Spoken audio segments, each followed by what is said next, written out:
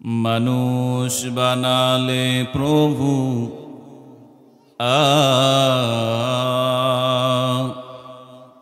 মানুষ বানালে প্রভু দিলে মান সম্মান হাসরের ময়দানে করোনা গো অপমান প্রভু হাসরের ময়দানে করোনা গো অপমান মানুষ বানালে প্রভু দিলে মান সম্মান হাসরের ময়দানে করোনা গো অপমান প্রভু হাসরের ময়দানে করোনা গো অপমান পাপগুলো ঢেকে রেখো ভালোবেসে কাছে ডেকো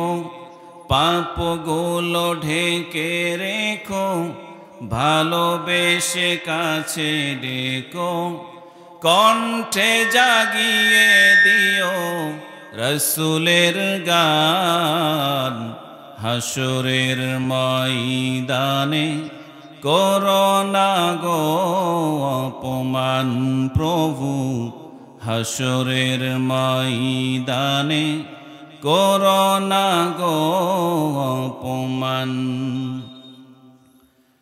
পৃথিবীর ছোট খাটো পরীক্ষাতে হৃদয়টা ভয়ে হয় জড়সড় পৃথিবীর ছোট খাটো পরীক্ষাতে হৃদয়টা ভয়ে হয় জড়সড় সফলতা পেতে প্রভু খাটি দিন রাত সফলতা পেতে প্রভু খাটি দিন রাত ইমানের ঘর বাড়ি নড় বড় ভয়াবহ কিয়ামতে পরীক্ষা নিও না তুমি ভয়াবহ কিয়ামতে পরীক্ষা নিও না তুমি এহসান করো গো মালিকি জাহান হাসরের ময়দানে করোনা গো অপমান প্রভু হাসরের ময়দানে করোনা গো অপমান মানুষ বানালে প্রভু দিলে মান সম্মান হাসরের ময়দানে করোনা গো অপমান প্রভু হাসরের ময়দানে করোনা গো অপমান لو أنزلنا هذا القرآن على جبل لرأيته خاشعا متصدعا من خشية الله وتلك الأمثال نضربها للناس لعلهم يتفكرون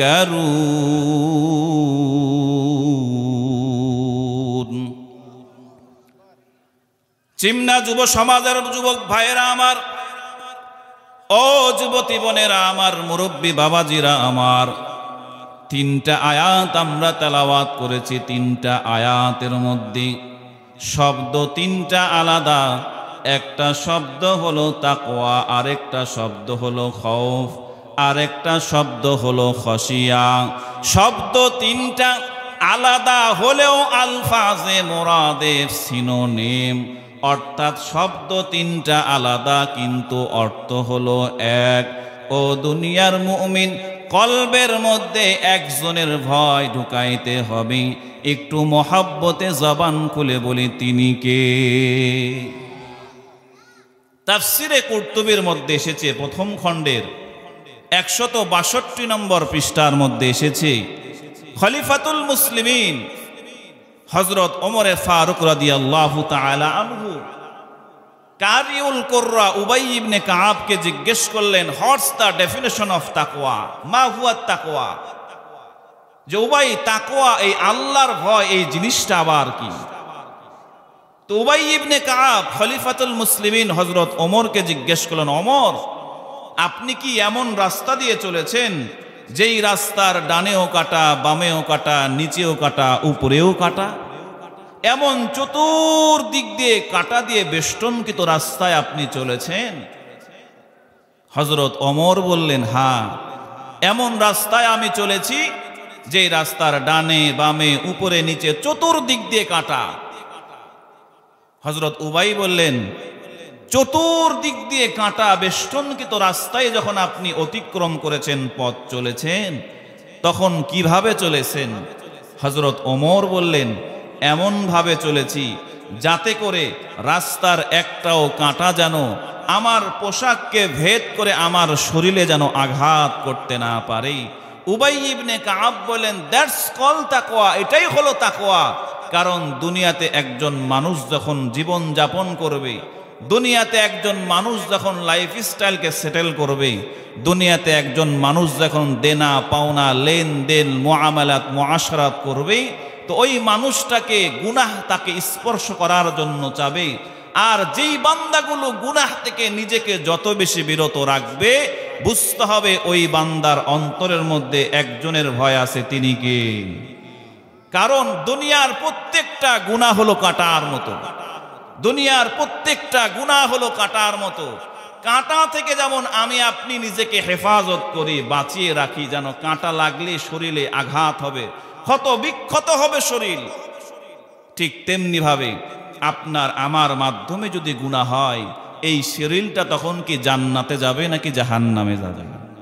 এজন্য উবাই ইবনে কাব বলেন, ওমর, কাঁটা থেকে যেমন নিজেকে হেফাজত করেছেন, গুনাহ থেকে যখন নিজেকে হেফাজত করতে পারবেন, তো বুঝবেন আপনার দিলের মধ্যে আমার আল্লাহর ভয় চলে এসেছে। জোরে বলি সুবহানাল্লাহ। এ ভাই টিউলটা টান দাও তো, ওই কি আছে, কষ্ট করে টান দিয়ে দাও, পা আবার করে দাও, এভাবে রাখেন, বাস এভাবে পা নামলে কষ্ট হবে। জি, একটু আগায় দেন। মুআজ্জাজ হাজিরিন, বাস বাস, জাযাকাল্লাহ। যে কথা বলছিলাম, হযরত উবাই ইবনে কাব বললেন, খলিফাতুল মুসলিমিন, কাঁটা থেকে একজন মানুষ যেমন নিজেকে হেফাজত করে বাঁচায় রাখে, ওই বান্দা যখন গুনাহ থেকে নিজেকে বাঁচায় রাখবে, বুঝতে হবে ওই বান্দার দিলের মধ্যে কার ভয় আছে। আচ্ছা দেখেন তো, মিলায় দেখেন তো, আপনাদের এলাকায় এমন চাচা মুরব্বী কেউ আছে কিনা যে চায়ের দোকানে বসে আছে মুরব্বী, বাম হাতে চা খায়, ডান হাতে বিড়ি খায়, গালের মধ্যে পান একটা আগে স্টক করে রেখেছে, আবার দোকানে বসে বসে ওই যে টিভির পর্দায় নায়িকা আর গায়িকা দেখে? এমন মুরব্বী কি আপনাদের এই চিমনা এলাকায় আছে? কি বলেন, আসেনি? বাম হাতে চা খায়, ডান হাতে বিড়ি টানে, আকিস বিড়ি খায়, আর বসে থেকে হোটেলে বসে থেকে দোকানে বসে থেকে টিভি দেখে। এমন পাবলিক আছে না নাই? আচ্ছা বলেন তো, ওর দিলে কি আল্লাহর ভয় আছে? আল্লাহর ভয় যদি ওর দিলে থাকতো, ওই বাম হাতে চা, ডান হাতে বিড়ি, আবার দোকানে বসে থেকে টিভির দিকে নজর করতে পারত? তাহলে বুঝতে হবে, যার মাধ্যমে যত বেশি গুনাহ হয়, বুঝতে হবে তার অন্তরে আল্লাহর ভয় তত কম না বেশি? কম। মুসলমান দরদি ভাইরা আমার, এই জন্য পয়গম্বর আরবি মুহাম্মদুর রাসূলুল্লাহ সাল্লাল্লাহু আলাইহি ওয়াসাল্লাম কি আমার আল্লাহ তাআলা ওহীর মাধ্যমে জানায় দিলেন, ওগো পয়গম্বর, দুনিয়ার সকল মানুষকে আপনি মেসেজটা পৌঁছায় দেন। কারণ দুনিয়াতে প্রত্যেকটা মানুষের চোখকে ফাঁকি দেওয়া যায়, দুনিয়াতে বসের চোখকে ফাঁকি দেওয়া যায়, দুনিয়াতে মা বাবার চোখকে ফাঁকি দেওয়া যায়, দুনিয়াতে বন্ধু বান্ধব আত্মীয় স্বজনের চোখকেও ফাঁকি দেওয়া যায়, কিন্তু আসমানের মালিক আমার আল্লাহর চোখকে কখনোই ফাঁকি দেওয়া সম্ভব নয়। বলি সুবহানাল্লাহ। ইয়া ইলাহি তু মেরা মাবুদ হায়, या इलाही तू मेरा माशूक है, या इलाही मुझसे मुझको दूर कर, ताकि देखो मुझ में तुझको एक नज़र। या इलाही तू मेरा खालिक है, या इलाही तू मेरा मालिक है। একটু মোহাব্বতে জবান খুলে বলি আল্লাহু আকবার। মুসলমান দরদি ভাইরা আমার, সন্তান কখনো মা বাবার চোখের সামনে দুষ্টামি করে না, কারণ সন্তানের দিলের মধ্যে মা বাবার শাসনের ভয় আছে। চোর ডাকাত এরা কখনোই পুলিশের সামনে আর পাবলিকের সামনে চুরি করে না, কারণ চোর আর ডাকাতের অন্তরে পুলিশ আর জনগণের মায়ের ভয় আছে না নাই? ঠিক তেমনি ভাবে ঊর্ধ্বতন কর্মকর্তার ভাই নিম্নের কর্মকর্তার অন্তরে থাকার কারণে বস যখন থাকে নিচের কর্মচারীরা কিন্তু ফাঁকি দেয় না। ও চিমনার মুসলমান, পুলিশের ভয়ে চোর যদি চুরি করতে না পারে, ছাত্র যখন শিক্ষকের ভয়ে অন্যায় করে না, মা বাবার শাসনের ভয়ে ছাত্র যখন সন্তান যখন অন্যায় করে না, তাহলে আল্লাহ যদি সিসি ক্যামেরা লাগায় রাখে, আল্লাহ যদি আসমান থেকে সিসি ক্যামেরা লাগায় যদি আপনাকে আমাকে পর্যবেক্ষণ করে আর দেখে, বলেন তো আল্লাহর চোখের সামনে একজন মানুষ কখনো অন্যায় করতে পারে? কি বলেন, পারে? তাহলে চোরের পুলিশের ভয়ে চোর চুরি করলো না, শিক্ষকের ভয়ে ছাত্র অপরাধ করলো না, মা বাবার ভয়ে সন্তান দুষ্টামি করলো না, কারণ দেখলে পিটা দিবে। আচ্ছা, আমি আপনি যে 2 নম্বর করে গান শুনি, সিনেমা দেখি, জেনা ব্যভিচার অপরাধ অন্যায় ঘুষ সুদ সব কিছু গ্রহণ করি, এগুলো কি বুঝি আল্লাহ দেখে না? কি বলেন, দেখেনি? তাহলে আপনি চিন্তা করেন, আপনি কাস্টমারকে 2 নম্বর 3 নম্বর বলে 1 নম্বর মাল ঢোকায় দিলেন, এই 2 নম্বর 1 নম্বরের যে সংমিশ্রণ, যে গলত ফলতার মিশ্রণ যদি কাস্টমারের সামনে করেন, কাস্টমার কি আপনাকে পিটাবে নাকি আদর করবে? পিটাবে না। তাহলে আল্লাহর সামনে যদি আপনি আমি অন্যায় করি, আল্লাহ কি আপনাকে আমাকে আদর করবেন? তাহলে আমরা অন্যায় করি কিভাবে? কারণ আমাদের মাইন্ড সেটআপটা তৈরি হয়ে গেছে যে আল্লাহ সব জায়গায় দেখলে ল্যাপের তলে কম্বলের তলে দরজা বন্ধ জানালা বন্ধ, ওই জায়গায় আল্লাহ একটু কম দেখে। এই জন্য আমরা 2 নম্বরে একেবারে দ্বিধার সে চালাই। ঠিক কিনা বলেন বাবাজি? আল্লাহর চোখের পাওয়ার তেমন নাই। মুসলমান দরদি ভাইয়েরা আমার, এই জন্য বললাম দুনিয়ার সবার চোখকে ফাঁকি দেওয়া যায়, দুনিয়ার সবার চোখে ধুলা দেওয়া সম্ভব, দুনিয়ার সবাইকে ধোঁকা দেওয়া যায়, কিন্তু আসমানের মালিক আমার আপনার আল্লাহর কুদরতি সিসি ক্যামেরা কি কখনোই ফাঁকি দেওয়া সম্ভব নয়। যেহেতু আল্লাহর চোখকে ফাঁকি দেওয়া সম্ভব নয়, যেহেতু আল্লাহ আসমান থেকে কুদরতের সিসি ক্যামেরা লাগায় রয়েছেন, আবার মুনকার নাকির 2 জন ফেরেশতা আল্লাহ রেডি রেখেছেন, এই জন্য আমার আল্লাহ বলতেছেন, ও দুনিয়ার মানুষেরা, আমি আল্লাহ যেহেতু কুদরতের সিসি ক্যামেরা লাগায় রেখেছি, তোমরা যেমন অন্যের সামনে অন্যায় করো না, আমি আল্লাহ কিন্তু তোমাদের সামনে আছি, যেটাই করো, যেটাই বলো, যেটাই শোনো, আমি আল্লাহ কিন্তু সব কিছু রেকর্ড করতেছি। বলি সুবহানাল্লাহ। এই মাইন্ড সেটআপ যখন আপনার আমার তৈরি হয়ে যাবে, আপনি যখন চিন্তা করবেন, হ্যাঁ, যেই কাজটাই করি না কেন, যেখানেই থাকি না কেন, আমার আল্লাহ দেখছেন, আল্লাহ শুনছেন, আল্লাহ বুঝছেন। বলেন তো, এই চিন্তা চেতনা যখন লালন করব, রাতের অন্ধকারে একেবারে মরুভূমিতে যদি একটা দ্বীপেও আপনাকে ছেড়ে দেওয়া হয়, ওই জায়গাতেও যদি আপনি চিন্তা করেন, কেউ না দেখলেও দেখছেন আল্লাহ, ওই জায়গাতে অন্যায় করা সম্ভব? কারণ দুনিয়ার সবার চোখকে ফাঁকি দেওয়া গেলেও আল্লাহর চোখকে ফাঁকি দেওয়া সম্ভব নয়। মুসলমান দরদি ভাইরা আমার, এই জন্যই আল্লাহর চোখকে যেহেতু ফাঁকি দেওয়া যাবে না, এই জন্যই আমার আল্লাহ বলতেছেন, ও দুনিয়ার মানুষ, আমার ভয়টা দিলের মধ্যে ঢুকায় নাও। এখন প্রশ্ন হতে পারে, হুজুর আল্লাহকে ভয় করব কেমন ভয়? বলে, মসজিদের মধ্যে ঢুকেছি, দিলের মধ্যে আল্লাহর ভয় আছে। মাদ্রাসায় ওলামায়ে কেরামের সান্নিধ্যে বসেছি, দিলের মধ্যে আল্লাহর ভয় আছে। বলে, মাহফিলের প্যান্ডেলে এসেছি, আল্লাহর ভয় আছে। কি বলেন, আমাদের দিলের অবস্থা এমন হয় কি হয় না? দোকানে, হাটে, বাজারে, ঘাটে, মাঠে ওরকম আল্লাহর ভয় কাজ করে না, যেতটুকু ভয় মসজিদে গেলে আসে। কি বলেন, আপনাদের কি মসজিদে গেলে ভয় আসে? আপনাদের কথা বলতে পারবো না, আমি আমারটাই বলি। মসজিদে গেলে, মাহফিলে গেলে, কোনো ইসলামিক জায়গায় গেলে মনে হয় যেন আল্লাহর ভয়টা একটু বেশি কাজ করে, দুনিয়াদারি করার সময় একটু ভয় কম কাজ করে। এটা আমাদের মানসিকতার একটা প্রভাব, এটা পরিবেশের প্রভাব। কিন্তু আল্লাহ তাআলা সূরা আল ইমরানের 102 নম্বর আয়াতের মধ্যে বলছে, বান্দা, মসজিদ মাদ্রাসার মাহফিলে আসলেই যে আমি আল্লাহকে ভয় করবা, বিষয়টা এমন নয়।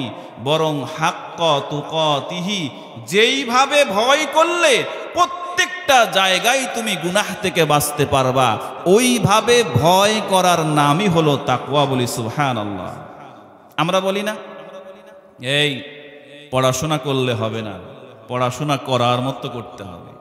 কাজ করলে হবে না, বলে কাজ করার মতোই কাজ করতে হবে। কি বলেন, বলেন না আপনারা?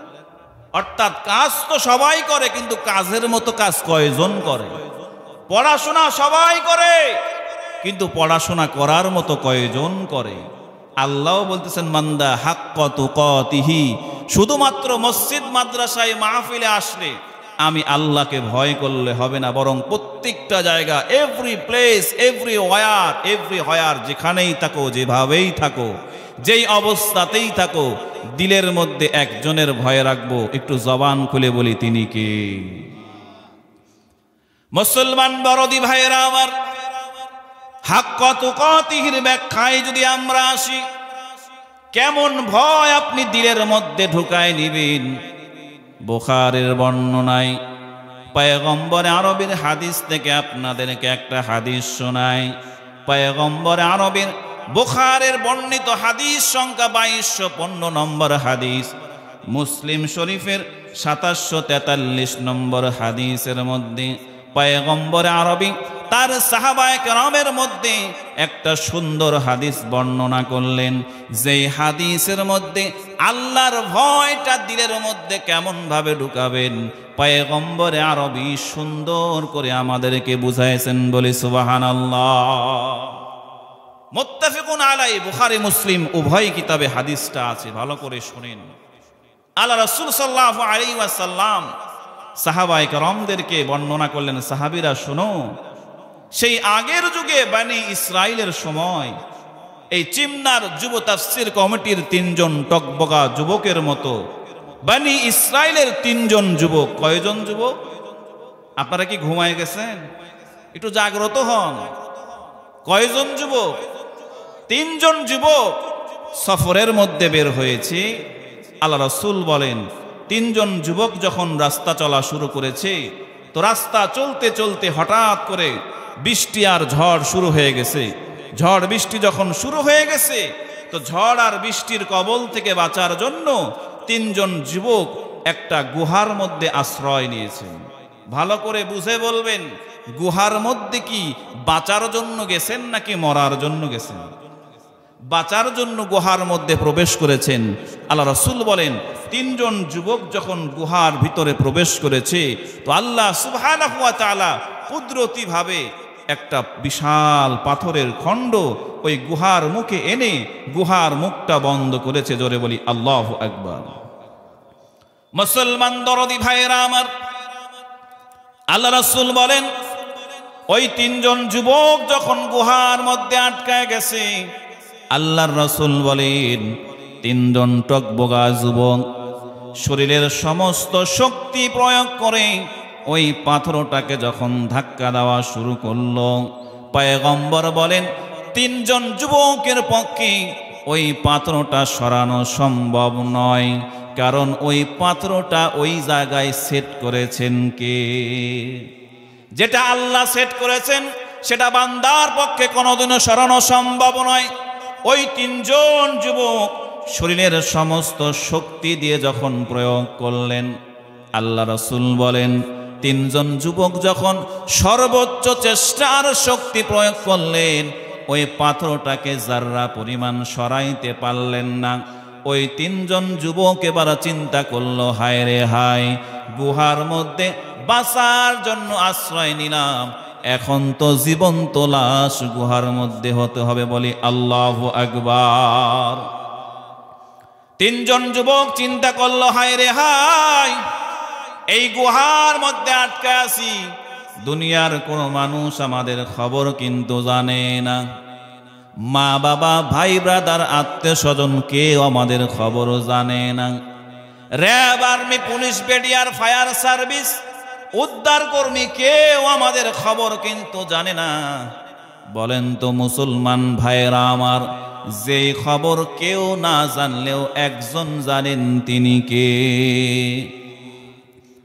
ওই তিনজন যুবক চিন্তা করলো, হায় রে হায়, আল্লাহ ছাড়া তো এই খবর কেউ আমাদের খবর জানে না। সুতরাং এই গুহার থেকে যদি আমাদেরকে বাঁচাইতে পারেন, দুনিয়ার কোনো মানুষ বাঁচাতে পারে না। যদি বাঁচাতেই পারেন একজন, তিনি কে? কাদের কদম রত্তদারি বরকামাল, কাদের কদম রত্তদারি বরকামাল, আন্তা হাসবি আন্তা রব্বি জুল জালাল, তুহি কাদের জলিলুল্লাহ জাহাদার, বাহার হালে তুহি মেরা নিগাহদার। একটু জবান খুলে বলি আল্লাহু আকবার। তিনজন যুবক যখন আটকা পড়ে গেল গুহার মধ্যে, তিনজন যখন বুঝতে পারল না না আল্লাহ ছাড়া কেউ খবর জানে না, আবার আল্লাহ ছাড়া কেউ আমাদেরকে বাঁচাইতে পারবে না, সুতরাং এই গুহা থেকে ওই আল্লাহর সঙ্গে যদি কানেকশন করতে পারি, এই গুহা থেকে যদি আমাদের মালিক আল্লাহকে ডাকার মতো ডাকতে পারি, কারণ ডাকার মতো যদি মালিককে ডাকা হয়, 7 সমুদ্র 13 নদী যেখানেই থেকে যদি ডাকার মতো ডাকা হয়, সাড়া দিবেন আমাদের মালিক আল্লাহ। বলি সুবহানাল্লাহ।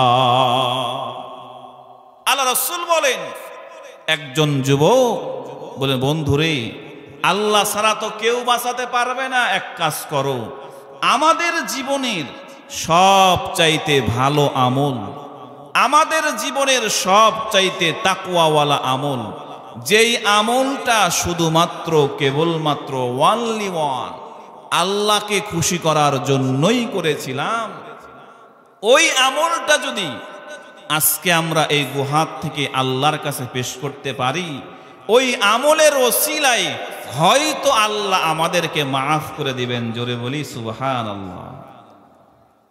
এই পরামর্শ করার পরে আল্লাহ রাসূল বলেন, তিনজন যুবকের মধ্যে হইতে একজন যুবক হাঁটু দুটা জমিনের মধ্যে ফেলাইয়া, 2টা হাত আসমানের দিকে তুলিয়া আল্লাহকে ডাক দিয়ে বলে, আল্লাহুম্মা কানাত লি ইবনাতু আম্মিন জামিলা, ও আল্লাহ তাআলা, ও আল্লাহ, এই গুহার থেকে তোমার কাছে আমি মেসেজটা পৌঁছায় দিলাম, মালিক, আমার একজন সুন্দরী রমণী চাচাতো বোন ছিল, যেই চাচাতো বোন আসাদুন্নাস আলাইয়া, আসাদুন্নাস আলাইয়া, যেই চাচাতো বোন কানাত আহাব্বান নাস আলাইয়া, যেই চাচাতো বোন আমার কাছে সব চাইতে প্রিয় ছিল, যেই চাচাতো বোনকে আমি জীবনের চাইতে বেশি ভালোবাসতাম, ওগো মালিক, যেই চাচাতো বোনের সঙ্গে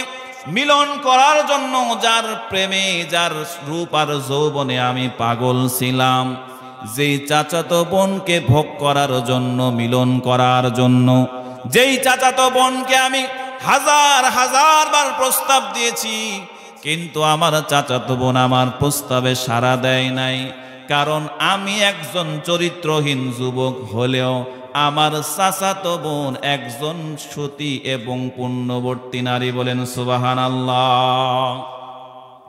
ওই যুবক ডাক দিয়ে বলে, আল্লাহ, আমার চাচাতো বোনকে যখন আমি প্রেমের প্রস্তাব দিলাম, আমার চাচাতো বোন আমার প্রস্তাবে রাজি হলো না, আমাকে ফিরায় দিল। কিছুদিন পরে আমাদের এলাকায় বিশাল দুর্ভিক্ষ শুরু হয়ে গেল।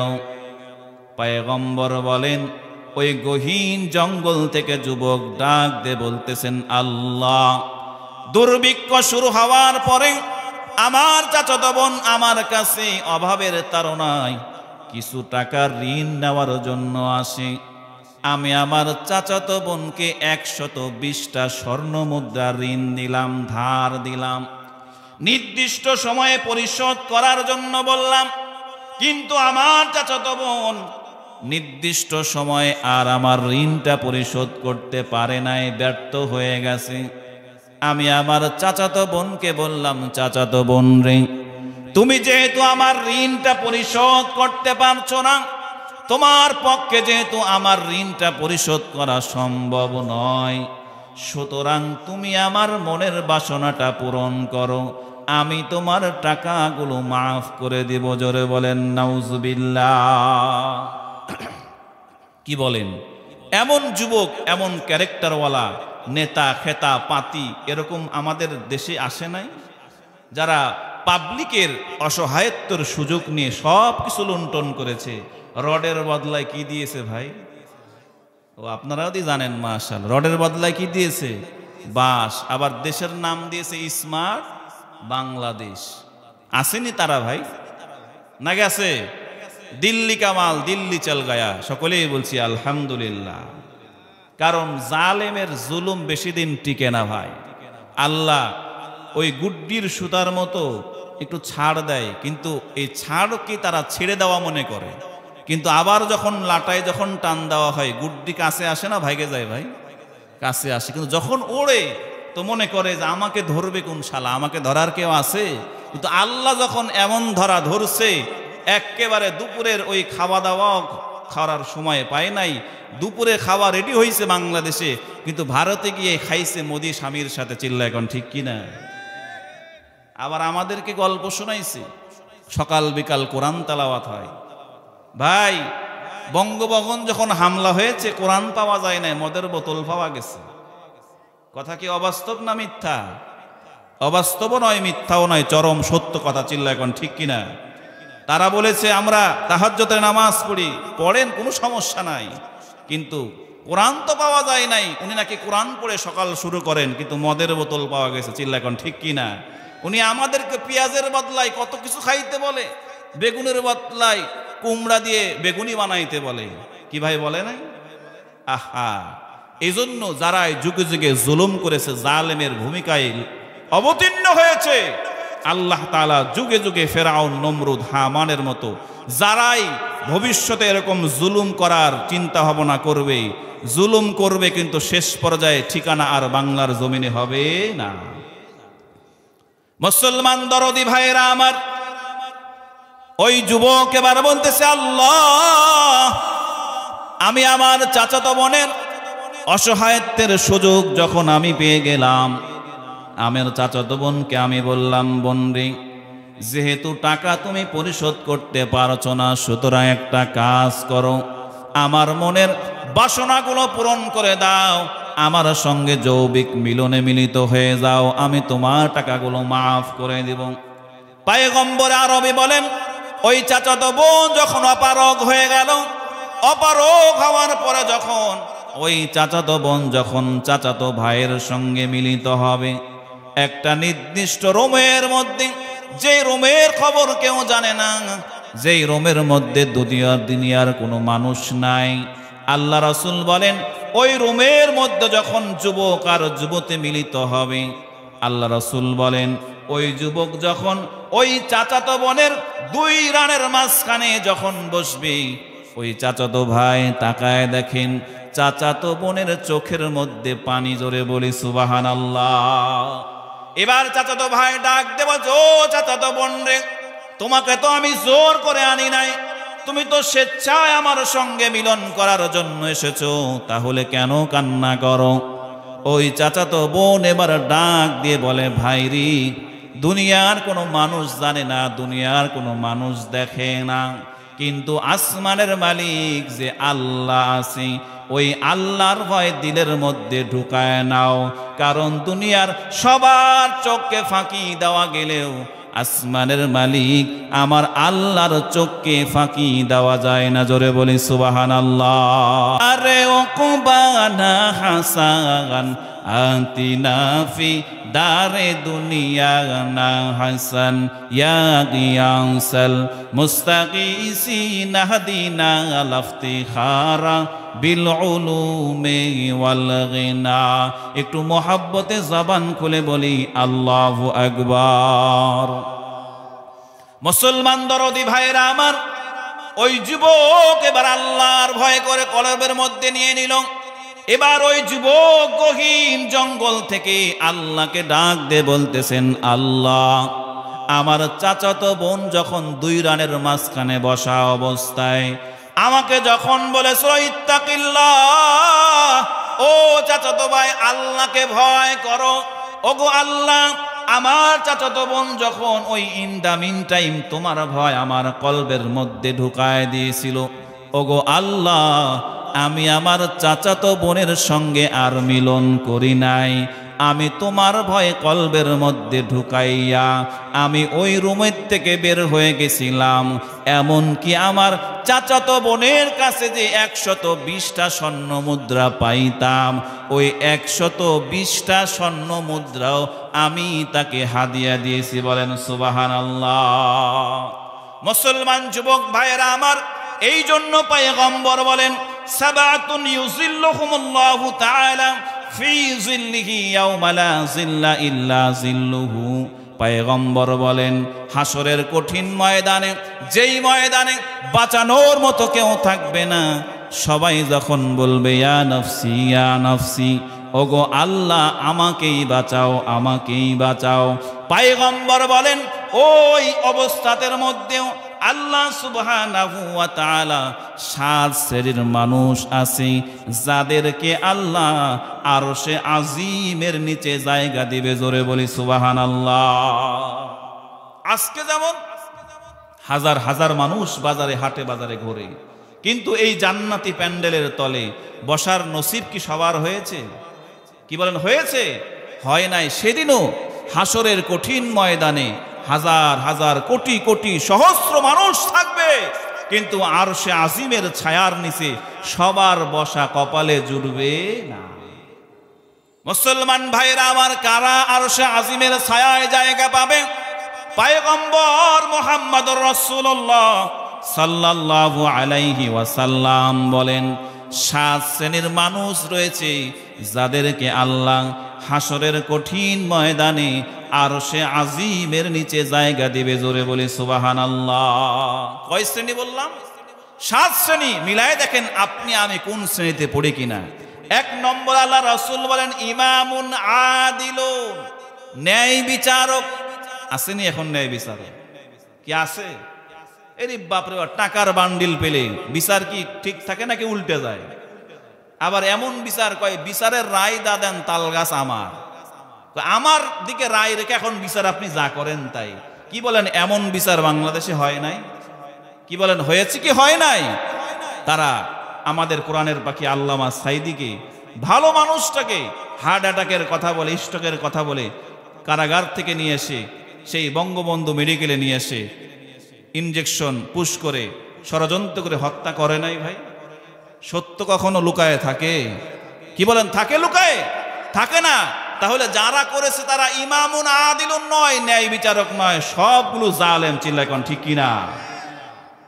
আল্লাহ রাসূল বলেন, ও দুনিয়ার মানুষেরা, আরশে আজিমের নিচে ছায়া পাবে এমন শাসক নয় যারা জালেম।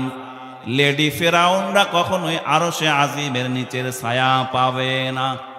আল্লাহ রাসূল বলেন ইমামুন আদিলুন, যারা ইনসাফ ভিত্তিক সমাজ চালায়, ন্যায় বিচার করে, পয়গম্বর বলেন এই ন্যায় বিচারক শাসকেরা হাসরের কঠিন ময়দানে আরশে আজিমের নিচে জায়গা পাবে বলি সুবহানাল্লাহ। আরেকটা হাদিস আপনাদেরকে বলে দেয়, আল্লাহ রাসূল বলেন যারা ন্যায় বিচারককে সম্মান করলো তারা যেন আল্লাহকে সম্মান করলো, জোরে বলি সুবহানাল্লাহ। আরেকটা বর্ণনায় পাওয়া যায় আল্লাহ রাসূল বলেন যারা দাড়ি পাকা চুল পাকা মুরব্বী, আমার ডান পাশে মুরব্বী বসে আছেন, ওনার দাড়ি কাঁচা না পাকা ভাই? কাঁচা না পাকা? এখানে অনেক পাকা মুরব্বী বসে আছেন না, দাড়ি পাকা চুল পাকা। আল্লাহ রাসূল বলেন, ভালো করে যুবকেরা শুনে নাও, আল্লাহ রাসূল বলেন যারা দাড়ি পাকা চুল পাকা মুরব্বীদেরকে সম্মান করলো তারা যেন আল্লাহকেই সম্মান করলো। সুবহানাল্লাহ। বাড়িতে গিয়ে বলেন, আরো আসতে বলেন, শুনে ফেলবে কেউ, শুনে ফেললে আবার পুলিশের গাড়িও চলে আসতে পারে। তো জোরে বলেন না সুবহানাল্লাহ। দাড়ি পাকা চুল পাকা মুরব্বীকে সম্মান করা মানে কাকে সম্মান করা? আল্লাহকে সম্মান করা। আরেকটা আল্লাহ রাসূল বলেন যারা কোরআনওয়ালা ওলামায়ে কেরাম, ইমাম, মুআজ্জিম, খাদেম, বক্তা, যারা আলেম, এদেরকে যারা সম্মান করলো তারা যেন আমি আল্লাহকে সম্মান করলো, জোরে বলি সুবহানাল্লাহ। তাহলে ন্যায় বিচারককে সম্মান করা, দাড়ি পাকা চুল পাকা মুরব্বীকে সম্মান করা, আর আহলে কোরআন ওলামায়ে কেরামকে সম্মান করা, এই তিন শ্রেণীর মানুষকে যারা সম্মান করবে পয়গম্বর বলেন তারা যেন আল্লাহকেই সম্মান করলো, জোরে বলি সুবহানাল্লাহ। তাহলে মুরব্বীদের সামনে বিড়ি ধরাবেন, কি ধরাবেন? মুরব্বীদের সামনে পায়ের উপর পা তুলে বসবেন, সমস্যা নাই তো? কি বলেন, সমস্যা আছে? যারা মুরব্বীদেরকে সম্মান করে এরা সম্মান করলো কাকে? মুসলমান দরদি ভাইরা আমার, 2 নম্বর আল্লাহ রাসূল বলেন ওয়াশাবুন নাশা ফি ইবাদাতিল্লাহ। পয়গম্বর বলেন যেই যুবকেরা যৌবন কালটাকে আল্লাহর ইবাদতে কাটায় দিয়েছে, যারা যৌবন কালে যৌবনের তাড়নায় পড়ে মেয়েদের পিছনে ঘোরে না, গুনার পিছনে ঘোরে না, আল্লাহ রাসূল বলেন যেই যুবকগুলো যৌবন কালটাকে ইবাদতের মধ্যে কাটায়, যেই যুবক 5 ওয়াক্ত নামাজ মসজিদের আজান হওয়ার সাথে সাথে মসজিদে হাজিরা দেয়, যেই যুবক রমজানের রোজাগুলো সুন্দরভাবে আদায় করে, যেই যুবক তার ইজ্জতকে হেফাজত করে, আল্লাহ রাসূল বলেন এই ইজ্জতের হেফাজতকারী যুবকগুলো হাসরের কঠিন ময়দানে আরশে আজিমের ছায়ার নিচে জায়গা পাবে বলি সুবহানাল্লাহ। 3 নম্বর আল্লাহ রাসূল বলেন ওয়ারাজুলুন কলবুহু মুআল্লাকুন ফিল মাসাজিদ। ওই সমস্ত মানুষ যাদের দিল পড়ে আছে মসজিদে। দিল কোথায় পড়ে আছে ভাই? মসজিদে পড়ে আছে। এমন নয়, কেমন যে অনেক আছে জোহরের নামাজ মসজিদ থেকে পড়ে এসেছে, নামাজ পড়ে আসতে আসতেই বাসায় ঢুকছে, খাওয়া দাওয়া করছে, ওই দিক দিয়ে মুয়াজ্জিম আসরের আজান দিয়ে গেছে। মুরব্বী এখন বলে আরে বাপরে বাপ, জোহরের নামাজ পড়ে আসতে পারলাম না, মুয়াজ্জিম আসরের আজান দিয়ে দিল। এমন পাবলিক আছে না নাই? এদের দিল কি মসজিদে পড়ে আছে? নাই।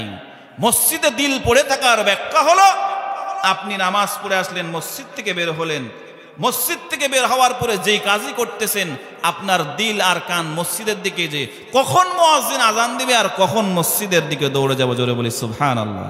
এমন পাবলিক আছে না নাই?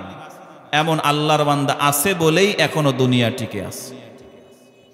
মুসলমান দরদি ভাইয়েরা আমার, এই জন্য পয়গম্বর বলেন যাদের কলবের সম্পর্ক মসজিদের সঙ্গে, যারা মসজিদের উন্নয়নে ফিকির করে, যারা মসজিদের ইমাম, মুআজ্জিম, খাদেমের সঙ্গে ভালো আচরণ করে, তাদের সুখে দুঃখে যারা পাশে থাকে, পয়গম্বর বলেন এই বান্দাগুলো আরশে আজিমের ছায়ার নিচে জায়গা পাবে বলে সুবহানাল্লাহ। 4 নম্বর আল্লাহ রাসূল বলেন ওয়ারাজুলানি তাহাব্বা ফিল্লাহ ইসতামা আলাইহি ওয়া তাফাররাকা আলাইহি। পয়গম্বর বলেন 4 নম্বর শ্রেণীর মানুষ হলো যারা একে অপরকে ভালোবাসে আল্লাহর জন্য, তারা এক জায়গাতে বসে আল্লাহর জন্য, আবার পৃথক হয়ে যায় আল্লাহর জন্য। একটু জোরে জোরে বলি আলহামদুলিল্লাহ। আজকে আমরা যে এই জায়গায় একত্রিত হয়েছি, আপনাদের সকল কি সরকারের পক্ষ থেকে ত্রাণ দেওয়া হবে? জনপ্রতি 1000 করে টাকা দেওয়া হবে, নাকি বয়ান শেষে বিরিয়ানির একটা প্যাকেট দেওয়া হবে? তাহলে এই যে বক্তা আর শ্রোতা, দুই শ্রেণীর মানুষ, রজুলানে, দুই শ্রেণীর মানুষ, বক্তা আর শ্রোতা, আমরা এক জায়গাতে হয়েছি কোরআনের মহব্বতে। জোরে বলি আলহামদুলিল্লাহ। আমরা এই আয়োজন শেষ হওয়ার পরে আমরা যে আবার সবাই আমাদের নিজেদের বাড়িতে চলে যাব, এই পৃথক হওয়া কি শত্রুতার কারণে, নাকি আমাদের মাজলিস শেষ আমরা সুন্দর করে বাড়ি চলে যাব? আল্লাহ রাসূল বলতেছেন তাহলে আমাদের একত্রিত হওয়া হলো কোরআনের মহব্বতে, আমাদের পৃথক হওয়া হলো কোরআনের মহব্বতে। তার মানে বুঝা গেল আজকের এই জান্নাতের বাগানে যারা এসেছে, বসেছে, আলোচনা করেছে, শ্রবণ করেছে, আল্লাহ তাআলা এদের কেউ আরশে আজিমের ছায়ার নিচে জায়গা দিবে। জোরে বলি সুবহানাল্লাহ। মুসলমান দরদি ভাইরা আমার, 5 নম্বর পয়গম্বরে আরবি বলেন, ওয়ারাজুলুন দাআতু ইমরাতুন যাতু মানসাবিন ওয়া জামালিন ফাকালা ইন্নী আখাফুল্লাহ। 5 নম্বর পয়গম্বরে আরবি বলেন, একজন যুবক, যেই যুবকটা যৌবনকালে জিনা করার সুযোগ যেই যুবকটা পেয়েছে, যেই যুবককে একজন সুন্দরী রমণী ডাক দিয়ে বলেছে, যুবক রে, আমার সঙ্গে সম্পর্ক করো, মেলামেশা করো, কেউ প্রকাশ পাবে না। আমার সঙ্গে পরকীয়ার সম্পর্ক করো, পরকীয়ার সম্পর্ক করলে কেউ কখনো জানতে পারবে না, কেউ কোনোদিন টের পাবে না। আমার স্বামী বিদেশ থাকে, স্বামীও টের পাবে না। আল্লাহ রাসূল বলেন, ওই যুবক যখন ওই নারীকে বলবে, না না, আমার দ্বারা পরকীয়া আর জিনার সম্পর্ক করা সম্ভব নয়, কারণ আমি আমার আল্লাহকে ভয় করি। কারণ দুনিয়ার সবার চোখকে ফাঁকি দেওয়া গেলেও আমার আল্লাহর চোখকে ফাঁকি দেওয়া যায় না। পয়গম্বর বলেন, যেই যুবকগুলো তাদের মাইন্ড সেটআপকে এইভাবে তৈরি করে নিবে, আল্লাহ তাআলা ওই যুবকগুলোকে আরশে আজিমের নিচে জায়গা দিবে। জোরে বলি সুবহানাল্লাহ। কয়টা পাইলেন? ঘুমাইতেছেন? একটু ঘুম ভাঙেন না ভাই, ঘুমাইতেছেন? একটু হাত তোলেন তো সবাই, লিল্লাহে তাকবীর।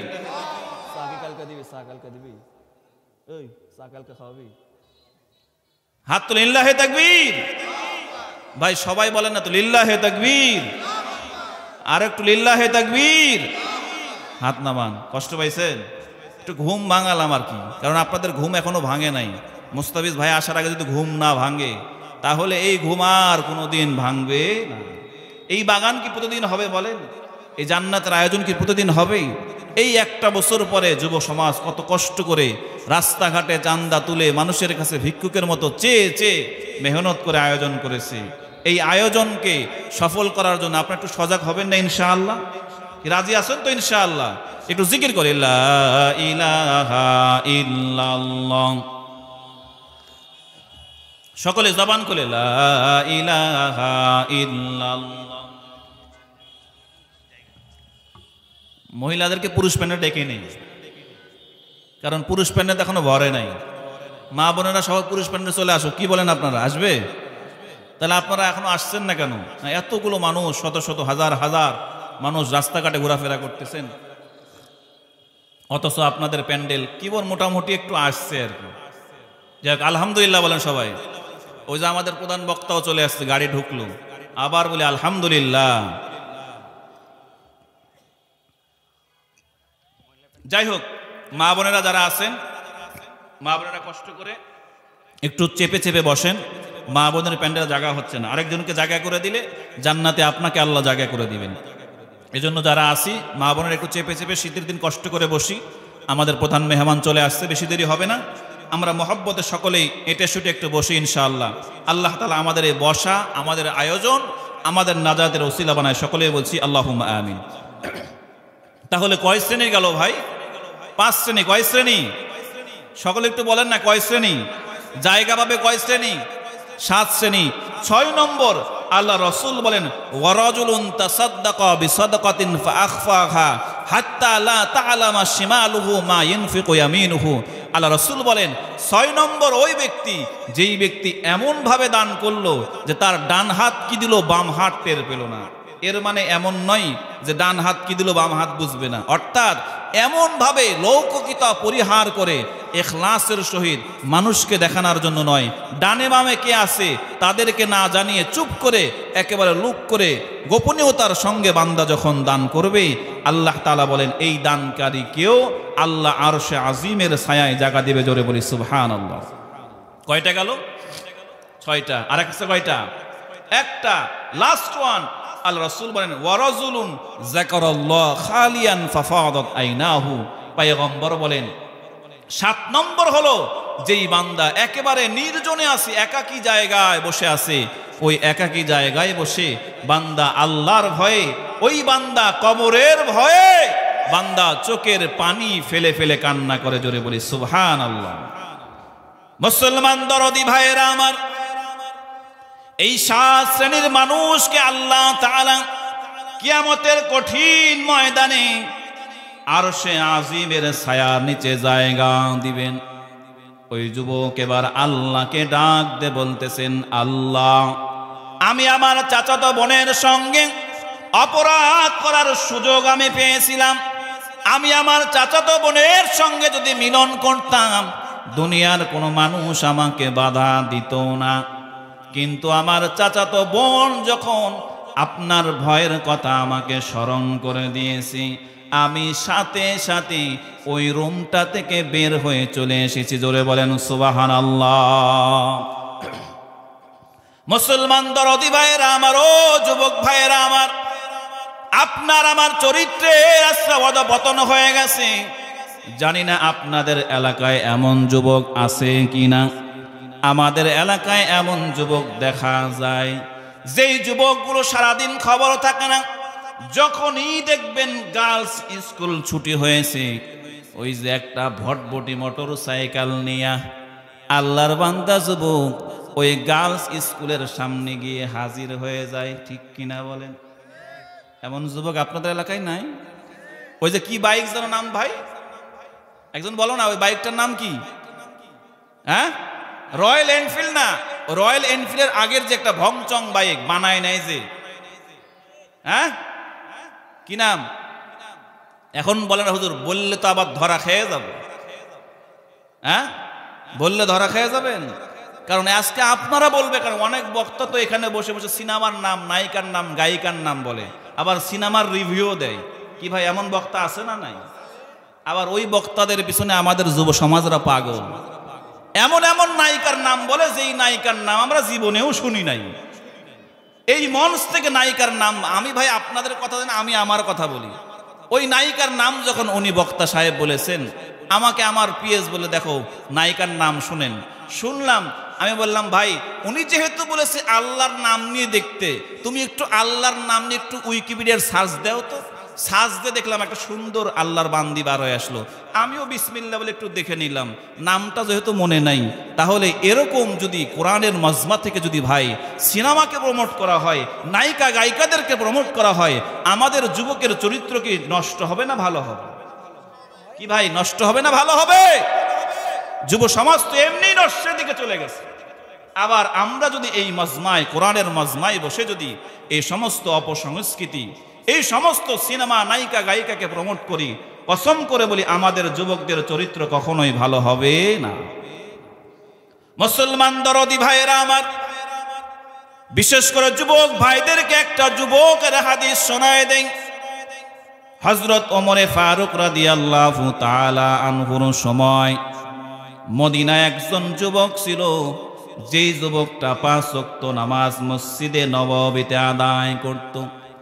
আল্লাহর বান্দা যুবক যখন 5 ওয়াক্ত নামাজ আদায় করে বাড়িতে যখন ফিরে আসতো, হাদিসের মধ্যে পাওয়া যায় রাস্তার মধ্যে একজন নষ্টা মহিলা ওই যুবকটাকে ইফটিজিং করত, ডিস্টার্ব দিত। ওই যুবককে যখন ইফটিজিং করত, ওই যুবক প্রতিদিন শয়তানের কুমন্ত্রণাকে ওভারটেক করে বাইপাস করে বাড়িতে রওনা দিত। কিন্তু 1 দিন 2 দিন 3 দিন 4 দিন 5 দিন 1 সপ্তাহ 1 মাস কিছুদিন যাওয়ার পরে হাদিসের মধ্যে পাওয়া যায় ওই যুবকটা ওই রমণীর ফাঁদের মধ্যে গ্রেফতার হয়ে গেছে। এবার ওই যুবক যুবতীর সঙ্গে যখন রোমের মধ্যে প্রবেশ করেছে, হাদিসের মধ্যে পাওয়া যায় রোমের মধ্যে প্রবেশ করার সাথে সাথে ওই যুবকের আল্লাহর কথা স্মরণ হয়ে গেছে। ওই যুবক চিন্তা করছে, হায় রে হায়, এই রুমের মধ্যে আমি আর এই নারী প্রবেশ করে আসি, দুনিয়ার কোনো মানুষ এই খবর না জানলেও একজন জানেন, তিনি কে? ওই যুবক চিন্তা করলো, হায় রে হায়, আমি তো মসজিদে নবী থেকে নামাজ পড়ে বাড়িতে রওনা দিব, আমি শয়তানের কুমন্ত্রণায় পড়ে এই রমণীর ঘরের মধ্যে আমি প্রবেশ করে ফেলেছি। যুবকের দিলের মধ্যে যখন আল্লাহর ভয় ঢুকে গেছে, হাদিসের মধ্যে পাওয়া যায় ওই যুবকটা ওই রুমের মধ্যে অজ্ঞান হয়ে গেছে। ওই যুবক যখন অজ্ঞান হয়ে গেছে, অজ্ঞান হওয়ার পরে হাদিসের মধ্যে এসেছে ওই মহিলা এবার লোকজনকে ডেকে ওই যুবকটাকে তার বাড়িতে পৌঁছায় দিয়েছে। যুবক বাড়িতে যাওয়ার পরে কিছুক্ষণ পরে হুঁশ আসার পরে এবার ওই যুবককে যুবকের বাবা জিজ্ঞেস করতেছে, সন্তান রে কি ব্যাপার, তুমি তো মসজিদে নববীতে নামাজ পড়ে বাড়িতে সরাসরি চলে আসো, আজকে কেন তুমি ওই নষ্টা নারীর ঘরের মধ্যে প্রবেশ করেছো? এবার ওই যুবক ডাকতে বলে, আব্বাজান, ওই যুবতীটা প্রতিদিন আমাকে ইফতিজিং করে কুমন্ত্রণা দেয়, আজকে শয়তানের ধোঁকায় পড়ে আমি তার রুমের মধ্যে প্রবেশ করেছি। এবার বাবা বলে, সন্তান রে, রুমের মধ্যে প্রবেশ করেছো ভালো কথা, কিন্তু অজ্ঞান হয়ে গেলা কিভাবে? ওই যুবক বলতেছে, আব্বাজান, রুমের মধ্যে ঢোকার পরে আমার মাথার মধ্যে চিন্তা আসলো, হায় রে হায়, মা দেখে না, বাবা দেখে না, পাড়া প্রতিবেশী কেউ যেই খবর রাখে না, সেই আল্লাহ তো দেখতেছেন, সেই আল্লাহ তো দেখতেছেন, সেই আল্লাহর চোখকে তো কখনোই ফাঁকি দেওয়া সম্ভব নয়। এই চিন্তা করতে করতে আমি ওই ঘরের মধ্যে বেহুশ হয়ে গেছি, বলে সুবহানাল্লাহ। হাদিসের মধ্যে এসেছে ওই যুবক এই কথা বলতে বলতে আবার বাবার সামনে বাবার কোলের মধ্যেই বেহুশ হয়ে গেছে। ডাক্তার ডেকে আনা হলো, ডাক্তার এসে পালস চেক করলো, পালস চেক করলে দেখা গেল যে ওই যুবক আর দুনিয়াতে বেঁচে নাই, যুবক ইন্তেকাল করেছে। মুসলমান দরদি ভাইয়েরা আমার, ওই যুবকের জানাজা দাফন কাফন সম্পন্ন হয়ে গেল।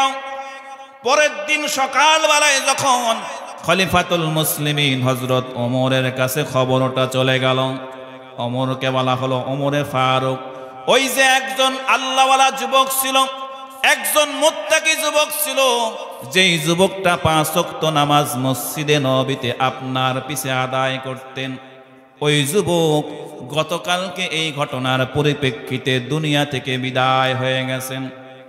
হযরত ওমর বললেন, চলো তাড়াতাড়ি যাই, ওই যুবকের কবরটা জিয়ারত করে আসি। হযরত ওমর সাহাবাদেরকে সঙ্গে নিয়ে ওই যুবকের কবরটা জিয়ারত করলেন।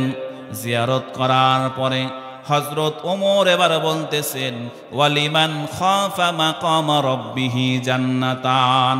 হযরত ওমর কবরের সামনে দাঁড়াইয়া দাঁড়াইয়া তেলাওয়াত করলেন। কি তেলাওয়াত করলেন?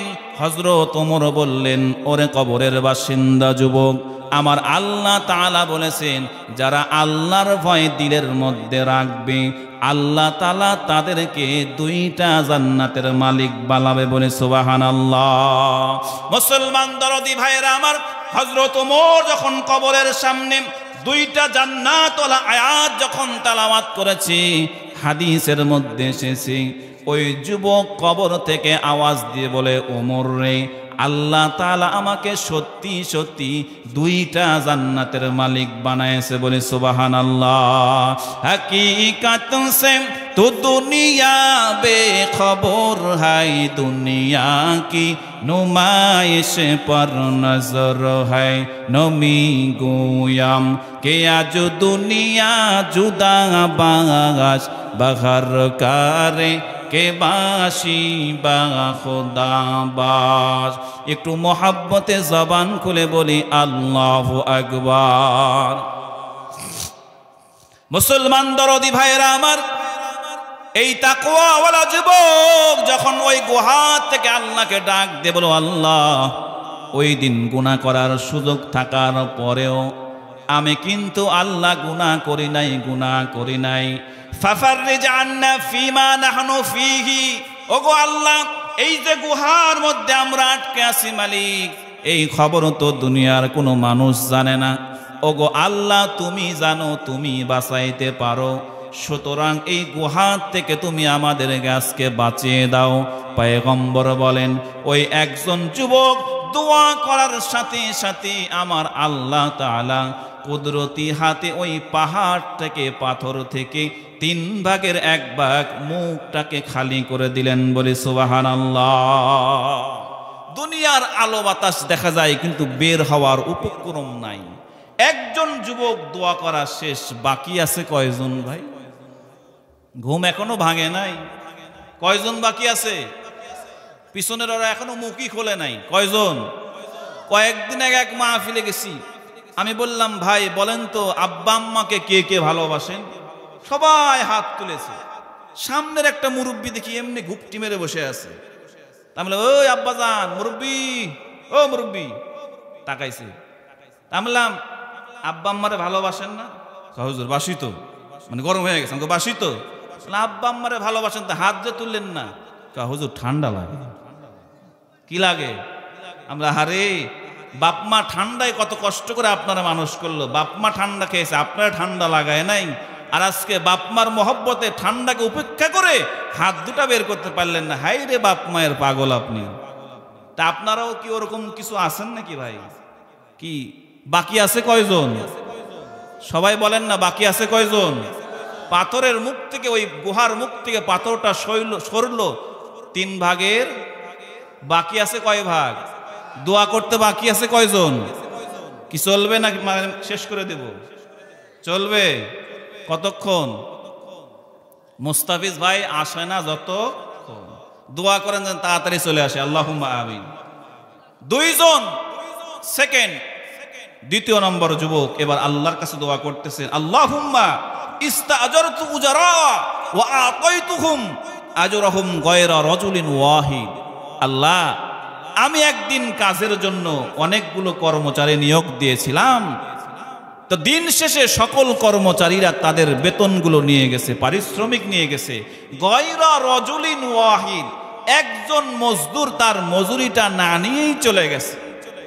ইনক্রেস আফটার 12 ইয়ার্স, 12 বছর পরে, 1 যুগ পরে ওই মজদুর এসে আমার বাড়িতে এসে বলে, আমাকে বলে, মালিক, ওই যে 12 বছর আগে আপনার বাড়িতে আমি কাজ করেছিলাম, মজুরিটা নেওয়া হয় নাই, ওই মজুরিটা দেন। আপনারা হলে কি দিবেন? এই সত্যি কথা বলেন, দিবেন? আমি দিতাম না ভাই, আমি হলে ঝাঁটার বাড়ি দিব। বেটা 12 বছর পর টাকা চাস, কিসের টাকা? দে বাড়ি। ঠিক না বলেন? আপনারাও কি এরকম নাকি ফেরেশতা 2-1টা আছেন? হায় রে হায়, কথায় কথা আসে। আমার মসজিদের অনেক 8-10 বছর আগের ঘটনা, যখন ইমামতি করতাম, এখন তার ইমামতি করি না, বাদ দিয়ে দিছি, কারণ ইমামতি মানে হলো গোলামি। গোলামি না ভাই? 5 টাকা বেতন দেয়, ইমাম সাহেবরা মনে করে ওর গোলাম। এরকম পাবলিক আছে না নাই? মসজিদে মাসে 50 টাকা চাঁদা দেয়, মাসে 50 টাকা। মসজিদে আসে এমন ভাব দেখায়, মনে হয় যেন ওই মসজিদের জায়গা, জমি, ফ্যান সব আর বাপের দেওয়া। এমন পাবলিক আছে না? এই জন্য ভাই এই দুঃখে মসজিদের ইমামতিকে 6 তালাক দিছি। নামকে আসতে এক জায়গায় রাজশাহীর এক বড় মসজিদে জুমা পড়াই, ওখানে বলে দিছি, ভাই আমার মন চাইলে জুমায় আসবো, না আনছে একজনকে পাঠিয়ে দেবো, ভালো লাগলে রাখেন, না রাখলে আগে বিদায় দেন। তো ভাই ইমামতি মানেই হলো গোলামি। ইমামতি মানেই হলো কি? গোলামি। তো ইমামতি যখন করতাম ফজরের নামাজের পরে, একদিন দেখি এক মুসল্লি মুরব্বী, এরকম মুরব্বী, আবার উনাকে ভাবেন না, আবার এরকম মুরব্বী আমার পিছনে নামাজ পড়ে গেল। যাওয়ার সময় দেখি বগলের তলে 2টা হলো ওই যে তাল গাছের ডাল। আমি জোহরে এসে ধরলাম, মুরব্বী যে নামাজ পড়ে যাওয়ার সময় বগলের 2টা তাল গাছের ডাল নিয়ে হাঁটলেন, কি ওগুলো কি আপনার গাছের ডাল? কই না হুজুর, ওটা হলো রফিকের গাছের ডাল। তাই বললাম যে আপনি যে নিয়ে গেলেন? আমি আগে দেখছি যে। কিছু বুঝছেন? আমি আগে দেখছি যে। বললাম আপনি আগে দেখলে কি আপনি মালিক? কয় তাল পড়ে আছে, আম পড়ে আছে। কয় এটা যে আগে দেখবে আর মালিক নাকি সে? সুবহানাল্লাহ। চিন্তা করা যায়? এমন পাবলিক আছে না নাই? তাহলে এই পাবলিক যদি 12 বছর পরে যদি টাকা চায়, টাকা কি 1 টাকাও দিবে না মায়ের দিবে? মায়ের দিবে ভাই। কিন্তু মুআজ্জাল হাজরিন, বান্দার হকের ব্যাপারে চূড়ান্ত সতর্ক থাকতে হবে। আপনি 1 ওয়াক্ত 2 ওয়াক্ত 5 ওয়াক্ত নামাজ পড়েন নাই, রোজা হয়তো শয়তানের ধোকায় রাখতে পারেন নাই, আল্লাহ আপনাকে মাফ করলেও করতে পারে। কিন্তু আরেকজনের চারানা পয়সা যদি আপনি অন্যায়ভাবে গ্রহণ করেন, পয়গম্বর বলেন আল্লাহ কখনোই মাফ করবেন না যতক্ষণ না পর্যন্ত ওই পাওনাদার আপনাকে মাফ করে। জোরে বলি আল্লাহু আকবার। মুসলমান ভাইয়েরা আমার, আমার সারটা নিয়ে নাও, আমি আমার বাড়িতে চলে যাই। ওই আল্লাহর বান্দা বলে আবু হানিফা, ওই আল্লাহর বান্দা আবু হানিফাকে নাসর বান্দা আর ছাড়ে না। আবু হানিফা শেষ পর্যায়ে বললেন, ভাইরে শোনো, আমার কলসটা নদী থেকে নিয়ে এসেছি, কলসের তলটা আমার ভিজা, কলসের গাটা সম্পূর্ণ ভিজা অবস্থায়। আমি যদি এখন কলসটা এই জমিনের মধ্যে রেখে দেই, এই জমিন থেকে কিছু মাটি আমার কলসের তলের মধ্যে লেগে যাবে। আর কলসের তলের মধ্যে যখন মাটিগুলো লেগে যাবে, আবার যখন কলসটা তুলে আমি বাড়ির মধ্যে নিয়ে যাব, এই জমিন থেকে কিছু মাটি আমার কলসের তল থেকে আমার জমিনের সঙ্গে মিলে যাবে। আর হাসরের কঠিন ময়দানে যদি এই জমিনওয়ালা আল্লাহর কাছে আমার নামে বিচার দেয়, আবু হানিফা কলসের তলায় অল্প সামান্য মাটি তার বাড়িতে নিয়ে গেছিল, আমি আবু হানিফা আল্লাহর সামনে বিচারকের কাঠগড়ায় দাঁড়াতে হবে। ওই মাটির হিসাব দেওয়ার মতো আমার ক্ষমতা থাকবে না। এই জন্যই আমি আমার কষ্ট হলেও কলসটা আমি নিচে রাখবো না। বলি সুবহানাল্লাহ। কি এটা কি এই 1 ট্রাক মাটি নাকি সামান্য মাটি? আর আমাদের দেশের পাবলিক করে সর্বনাশ, আল ঠেলতে ঠেলতে ঠেলতে 5 বছরে 5 ফিট। কে আপনাদের এলাকায় এমন কৃষক নাই? খালি ঠেলাঠেলি করে, ওই ওদিক ঠেলে এদিক ঠেলে। আরে ভাই, আইলটা তো মানুষের চলাচলের সহজ হওয়ার জন্য রাস্তা রাখা হয়েছে। তুমি ওদিক থেকে কাটো, ওই ওদিক থেকে কাটে, কাটতে কাটতে আইল মানে পা দেওয়ার একটা জায়গাও থাকে না। কি এমন জমিন আপনাদের এলাকায় আছে না নাই? তাহলে চিন্তা করেন, আবু হানিফা কলসের সামনে সামান্য মাটির জন্য আল্লাহর কাছে জবাবদিহিতা করতে হবে।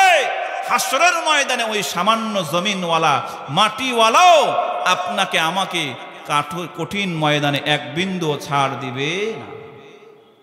মুসলমান দরদি ভাইয়েরা আমার, এই জন্য পয়গম্বর মুহাম্মদুর রাসূলুল্লাহ সাল্লাল্লাহু আলাইহি ওয়াসাল্লাম বলেন, মানিশতারা সাওবান বিআশরাতি দারাহিমা ওয়া ফীহি দিরহামুন হারামুন লাম ইয়াকবালিল্লাহু লাহু সালাতান মা দামা আলাইহি। হাদিসটা ভালো করে বুঝেন। আল্লাহ রাসূল বলেন, কেউ যদি 10 টাকা দিয়ে একটা জিনিস ক্রয় করে, ফর এক্সাম্পল কেউ 10 টাকা দিয়ে একটা জামা বানাইলো মনে করেন, এই 10 টাকার মধ্যে 9 টাকাই হলো হালাল, হালাল ভাবে উপার্জন করা। 10 টাকার 9 টাকা হালাল। আল্লাহ রাসূল বলেন আর 1 টাকা হলো হারাম, মানে আরেকজনের থেকে মারিং কাটিং করছে। 10 টাকার মধ্যে 9 টাকা হালাল, 1 টাকা হারাম। আল্লাহ রাসূল বলেন ওই জামা তার তত্ত্বাবধানে, তার শরীরে, তার আয়ত্তে যতদিন থাকবে, আল্লাহ তাআলা তার নামাজ, রোজা, হজ, যাকাত, তাসবিহ, তাহলিল কোন আমল আল্লাহ কবুল করবেন না। জোরে বলি নাউযুবিল্লাহ। ভালো করে বলি নাউযুবিল্লাহর আওয়াজ কমে গেছে। কয়েকদিন আগে আমার নেত্রকোনা প্রোগ্রাম, আমার আলোচনা সবার শেষে আমার আগের বক্তা আলোচনা করলো, এই ময়দান সুবহানাল্লাহ আলহামদুলিল্লাহর জোয়ার বয়ে গেল। আমারে আলোচনার বিষয়বস্তু দেওয়া হয়েছিল সুদ। সুদ আপনারা চিনেননি? কথা কয় না। সুদ খোর আসেনি এলাকায়? টাকা দিয়ে সুদ খায়, এরকম পাবলিক আছে না নাই? টাকা সুদের উপরে খাটায়, আছে না নাই? আছে। তা আমাকে আলোচনা দেওয়া হলো সুদের উপরে। তা আমি যখন আলোচনা শুরু করলাম, মনে হলো যেন আমি মরা মকবরস্থানে ওয়াজ করতেছি। কেউ সুবহানাল্লাহ বলে না, আলহামদুলিল্লাহ বলে না, আল্লাহু আকবারও নাই। সবাই দেখি মুরগির ফার্মের মুরগির মধ্যে ঝিমায় বসে রয়েছে। আমি চিন্তা করলাম, আল্লাহ কি এক আলোচনার বিষয়বস্তু দিলা। পরে কমিটি আমাকে বলতেছে, হুজুর সুদের আলোচনা কি আপনাকে সাধেই দিয়েছি? এই মাহফিলের সভাপতি 1 নম্বর সুদখোর, আর বাকি পাবলিক তো আছেই। ভাই এর কিছুদিন পরে ওই নেত্রকোনাতেই পাশের এলাকায় আমি মাহফিলে গেছি। ওই এলাকা থেকে 7 থেকে 8 জন মানুষ আমার কাছে চলে এসেছে, বলে হুজুর আমরা আপনার ওই দিন সুদের আলোচনা শোনার পরে আজ থেকে সেদিন থেকেই তওবা করেছি, আমরা 7 জন সুদের সঙ্গে একেবারে সম্পর্ক বিচ্ছিন্ন করে। জোরে বলি আলহামদুলিল্লাহ। আমি বললাম, ভাই যদিও ওই দিন আলোচনা করতে কষ্ট হয়েছে, মরুভূমিতে আলোচনা করেছি, কিন্তু আপনারা 7 জন যে আপনারা সুদ ছেড়ে হালালের পথে এসেছেন, আমার আলোচনাটা সার্থক। জোরে বলি আলহামদুলিল্লাহ। মুসলমান দরদি ভাইরা আমার, পয়গম্বর বলেন 10 টাকার মধ্যে যদি 1 টাকা হারাম থাকে, ওই 10 টাকার জিনিস আপনার আয়ত্তে যতদিন থাকবে, পয়গম্বর বলেন আপনার কোনো ইবাদত আমার আল্লাহ কবুল করবেন না। ফর এক্সাম্পল আপনাদেরকে একটা ঘটনা শোনাই। বলখের বাদশা ইব্রাহিম ইবনে আদহাম রহমতুল্লাহি আলাইহি, ওই বলখের বাদশা ছিলেন, আবার ওই জামানার সব চাইতে আল্লাহর ওলিও ছিলেন। বলে সুবহানাল্লাহ। আমাদের নেতারা কেমন? জনগণের নেতা, আবার জনগণের মধ্যে সব চাইতে বড় চোর। ওই কেমন নেতা গেছে না আছে? কথা কয় না। ওই দলের লোক 2-1টা আছেন এখানে ভাই? আছে, 2 লোক আছে। এই তওবা করেন, ইস্তেগফার করেন। তাহলে দেখেন আমাদের নেতা আবার সবাই সমান না ভাই, এক পাল্লায় মাপেন না। ভালো মানুষ আছে না? আসেনি ভালো মানুষ? ভালো আছে, যারা খারাপ তাদের কথা বলছি। কেমন? ওই নেতা ওই ইব্রাহিম ইবনে আদহাম রহমতুল্লাহি আলাইহি, বলখের বাদশা, আবার ওই জামানার ওই সময়ের সবচাইতে বড় একজন আল্লাহর ওলি। জোরে বলি সুবহানাল্লাহ। মুসলমান দরদি ভাইয়েরা আমার, এই আল্লাহর ওলি বলখের বাদশা ইব্রাহিম ইবনে আদহাম রহমতুল্লাহি আলাইহি বাইতুল মুকাদ্দাসের মধ্যে নামাজে দাঁড়াইছে। বাইতুল মুকাদ্দাস ফিলিস্তিনে নামাজে দাঁড়াইছে। আল্লাহর বান্দা মসজিদে দাঁড়ায় দাঁড়ায় নামাজ আদায় করে। নামাজের মধ্যে দাঁড়ায় গেছে 2 জন ফেরেশতা ইব্রাহিম ইবনে আদহাম রহমতুল্লাহি আলাইহির পিছনে টক করে কথা বলে। একজন ফেরেশতা বলতেছে, ভাই রে ভাই, এই যে দেখো বলখের বাদশা ইব্রাহিম ইবনে আদহাম নামাজের মধ্যে দাঁড়াইছে, কিন্তু আল্লাহ তার নামাজগুলো কবুল করেন না। জোরে বলে নাউজুবিল্লাহ। আরেকজন ফেরেশতা বলে, কি বলো? বলখের বাদশা আবার আল্লাহর ওলি, আবার বাইতুল মুকাদ্দাসে পৃথিবীর শ্রেষ্ঠ 3 মসজিদের এক মসজিদে নামাজে দাঁড়াইছে, তার নামাজ কবুল হয় না, রহস্যটা কি? ওই ফেরেশতা তখন বলে, ভাই কিছুদিন আগে ইব্রাহিম ইবনে আদহাম মদিনায় গেছিল হজ করতে। মদিনায় যাওয়ার পরে মদিনা থেকে আসার সময় পরিবার পরিজন আত্মীয় স্বজনের জন্য কিছু খেজুর ক্রয় করেছিল। খেজুর ক্রয় করার সময় দোকানদারের পাল্লা থেকে 2টা খেজুর নিচে পড়ে যায়। ওই ইব্রাহিম ইবনে আদহাম মনে করে এটা আমার পাল্লারই ওজনকৃত খেজুর। ওই 2টা খেজুর সে খেয়ে ফেলে। এজন্যই 2টা খেজুরের মূল্য সে পরিশোধ না করেই খেয়েছে। যতদিন না পর্যন্ত ইব্রাহিম ইবনে আদহাম 2টা খেজুরের মূল্য পরিশোধ না করবে, ততদিন তার নামাজ কবুল হবে না। জোরে বলি নাউজুবিল্লাহ। আমরা এমন আছে না, এই বাদামওয়ালা, বাদাম কত করে শো? বলে 30 টাকা। বলে দে 100, আর ওদিক দিয়ে 4-5টা খাওয়া শেষ। এটা কি গল্প কাহিনী নাকি বাস্তব? মাহফিলের দোকানে গেছেন, জিলাপিওয়ালা, জিলাপিওয়ালা কত করে কেজি? কয় 200 টাকা। কয় না, মাশাআল্লাহ টাটকা আছে, গরমও আছে। কয় দে 1 কেজি। তা আপনি যে ওজনের বাহিরে একটা জিলাপি খাইলেন, একটা বুট খাইলেন, একটা বাদাম খাইলেন, কোনোদিন চিন্তা করেছেন এই বাদামওয়ালা, বুটওয়ালা, জিলাপিওয়ালা, দোকানদারওয়ালা যদি হাসরের ময়দানে আল্লাহকে বলে, আল্লাহ ওই বান্দা 100 বাদাম 30 টাকা দিয়ে নিয়েছিল, 100 বাদামের বাহিরে 2টা বাদাম আমার অনুমতি ছাড়াই খেয়েছিল। দুনিয়াতে কিছু বলতে পারি নাই, কারণ বললে যদি বাদাম না নেয়, আজকে আল্লাহ হাসরের ময়দানে ওই 2টা বাদাম আর বুটের বিচার আমি চাই। মুসলমান ভাইরা, ওই 2টা বুট আর সামান্য বুটের বদলা দিতে হলে জিন্দেগির সব আমল ওই বাদামওয়ালা বুটওয়ালাকে দিয়ে আপনাকে আমাকে জাহান্নামে যেতে হবে। জোরে বলি নাউজুবিল্লাহ। মুসলমান দরদি ভাইরা আমার, ইব্রাহিম ইবনে আদহাম রহমতুল্লাহি আলাইহি যখন নামাজের মধ্যে দাঁড়াইয়া শুনতে পাইলেন খেজুরের মূল্য পরিশোধ না করলে আমার নামাজ রোজার কোনো মূল্য নাই, কোনো দাম নাই, কবুল হবে না। ইব্রাহিম ইবনে আদহাম রহমতুল্লাহি আলাইহি চলে গেলেন, মদিনার দিকে রওনা হয়ে গেলেন। মদিনার দিকে রওনা হয়ে গেলেন। মদিনায় যাওয়ার পরে ইব্রাহিম ইবনে আদহাম রহমতুল্লাহি আলাইহি যাওয়ার পরে ওই 2টা দোকানদারের কাছে 2টা খেজুরের মূল্য পরিশোধ করার পরে আবার যখন বাইতুল মুকাদ্দাসে এসে নামাজে দাঁড়াইছেন, ওই 2জন ফেরেশতা এবার বলে, ওই যে ইব্রাহিম ইবনে আদহাম 2টা খেজুরের মূল্য পরিশোধ করার কারণে আল্লাহ তাআলা আজকে থেকে তার সমস্ত ইবাদত কবুল করেছে। জোরে বলে সুবহানাল্লাহ। মুসলমান দরদি ভাইরা আমার, ওই যুবক ডাক দিয়ে বলে, আল্লাহ 12 বছর পরে যখন ওই মজদুর আমার কাছে পারিশ্রমিক নিতে আসে, আমি তাকে তার পারিশ্রমিকটা সঠিকভাবে আদায় করে দিয়েছিলাম। তার পারিশ্রমিক দিয়ে আমি ব্যবসা বাণিজ্য করে লক্ষ লক্ষ টাকা ইনভেস্ট করে যত মুনাফা হয়েছিল সব মুনাফা আমি তার কাছে বুঝাই দিয়েছিলাম। ওগো মালিক আল্লাহ, আমি চাইলে তো একদিনের মজুরিও দিতে পারতাম, কিন্তু আমি আল্লাহ তাআলা একদিনের মজুরি দেই নাই, বরং তার প্রাপ্য হকটা আমি তাকে বুঝাই দিয়েছি। আল্লাহ, এই আমলটা যদি তোমার ভয় করে থাকি রে আল্লাহ, আজকে গহীন জঙ্গলে এই গুহার মুক্তি পাথরটা সরাইয়া আমাদের 3জন যুবককে নাজাত দাও। জোরে জোরে বলি সুবহানাল্লাহ। আল্লাহ রাসূল বলেন, ফাফাররিজান্না ফিমা নাহনু ফি।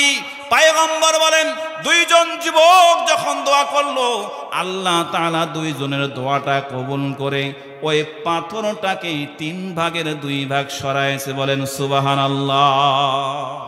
কিন্তু বের হওয়া যায় না, মাথা ঢোকে, বডি ঢোকে না। বাকি আছে কয়জন? ঘুমায় গেছেন? একটু ঘুম ভাঙেন না, সময় হয়ে গেছে, আর 5 মিনিট আছে। বাকি আছে কয়জন? 1জন। এবার ওই 1জন যুবক দোয়া করতেছে, আল্লাহুম্মা কানা লি আবাওয়ান শাইখান কাবীরান। ওগো আল্লাহ, আমার বাড়িতে বৃদ্ধা মা আর বৃদ্ধ বাবা আছে। আমি প্রতিদিন সকালবেলায় আমার পশুগুলোকে চরণভূমিতে নিয়ে চলে যাই, সন্ধ্যাবেলায় যখন বাড়িতে নিয়ে আসি, আসার পরে দুধ দহন করে আমি সর্বপ্রথম দুধগুলো আমার মা বাবাকে আগে খাওয়াই। জোরে বলি সুবহানাল্লাহ। কাকে খাওয়ায় আগে ভাই? বউরে নিয়ে আগে খাওয়ায়। কাকে আগে খাওয়ায়? মা বাবাকে আগে খাওয়ায়। ওই যুবক বলতেছে, আল্লাহ, একদিন আমি অনেক দূরে চলে গেছিলাম, আসতে আমার দেরি হয়েছে, এসে দেখি আমার মা বাবা ঘুমায় গেছে। দুধ দহন করে আমি যখন মা বাবার সামনে নিয়ে আসলাম, মা বাবা ঘুমন্ত। আমার স্ত্রী সন্তান আমার পায়ে পড়ে বলতেছে, আমাদের প্রচন্ড ক্ষুধা, দুধগুলো দাও, আমরা খেয়ে ঘুমায় যাই। ওই যুবক বলতেছে, আল্লাহ, প্রতিদিন আমি মা বাবাকে আগে খাওয়াই, আজকে কিভাবে আমি আমার স্ত্রী সন্তানকে আগে খাওয়াবো? আমি আমার স্ত্রী সন্তানের ভালোবাসাকে তোয়াক্কা না করে সারা রাত সুবহে সাদিক পর্যন্ত দুধের পেয়ালা নিয়ে মা বাবার মাথার শিওরে দাঁড়ায় রয়েছিলাম। মা বাবা সকালে ঘুম থেকে উঠেছে, সুবহে সাদিকের সময় তাদেরকে আগে দুধ পান করাইছি, এরপরে স্ত্রী সন্তানকে দিয়েছি। জোরে বলি সুবহানাল্লাহ। মুসলমান দরদি ভাইয়েরা আমার, ওই যুবক এবার আল্লাহকে ডাক দিয়ে বলতেছেন, আল্লাহ, এই আমলটা যদি একমাত্র তোমার ভয়ে করে থাকি, ওগো মালিক আল্লাহ, আমি চাইলেই আমার স্ত্রী সন্তানকে খাওয়াইতে পারতাম, কিন্তু স্ত্রী সন্তানের উপরে মা বাবাকে প্রাধান্য দিয়েছিলাম। কারণ পয়গম্বর বলেছেন, রেদার রব্বে ফি রেদাল ওয়ালিদাইন ওয়া সাকাতুর রব্বে ফি সাকাতিল ওয়ালিদাইন। যে সন্তানের উপরে মা আর বাবা খুশি হয়ে যায়, পয়গম্বর বলেন ওই সন্তানের উপর আসমানের মালিক আল্লাহ অটোমেটিক খুশি হয়ে যায়। বলি সুবহানাল্লাহ। আল্লাহ রাসূল বলেন, তৃতীয় যুবক যখন মা বাবার নেক আমলের ওসিলা দিয়ে আল্লাহর কাছে দোয়া করলো, তো আল্লাহ তাআলা ওই পাথরটাকে 3 ভাগের 3 ভাগে সরাইয়া 3 জন যুবককে গুহার থেকে নাজাত দিল। জোরে বলি সুবহানাল্লাহ। যাদের হৃদয়ে আছে আল্লাহর ভয়, তারা কবু পথ ভুলে যায় না। আল্লাহর প্রেম ছাড়া এই দুনিয়ায় কারো কাছে কোনো কিছু চায় না। ঠিক কিনা? যাদের হৃদয়ে আছে আল্লাহর ভয়, তারা কবু পথ ভুলে যায় না। আল্লাহর প্রেম ছাড়া এই দুনিয়ায় কারো কাছে কোনো কিছু চায় না। রাতের আধারে যারা সেজদাতে রয়, দু চোখের স্রোতে নদী যেন বয়। রাতের আধারে যারা সেজদাতে রয়, দু চোখের স্রোতে নদী যেন বয়। ছলনার হাতছানি যতই আসুক, ছলনার হাতছানি যতই আসুক, পিছনে ফিরেও তাকায় না।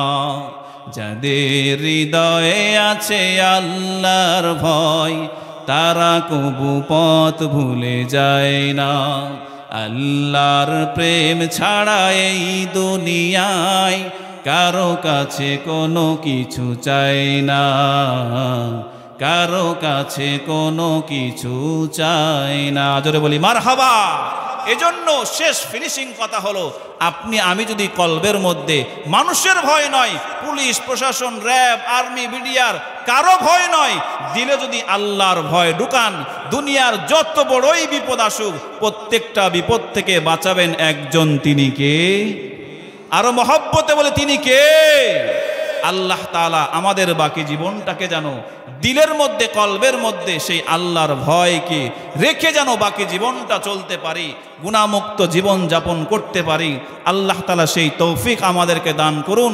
সকলেই বলছি আল্লাহুম্মা আমিন। ওয়া আখিরু দাওয়ানা আলহামদুলিল্লাহি রাব্বিল আলামিন। আসসালামু আলাইকুম ওয়া রাহমাতুল্লাহি ওয়া বারাকাতুহু।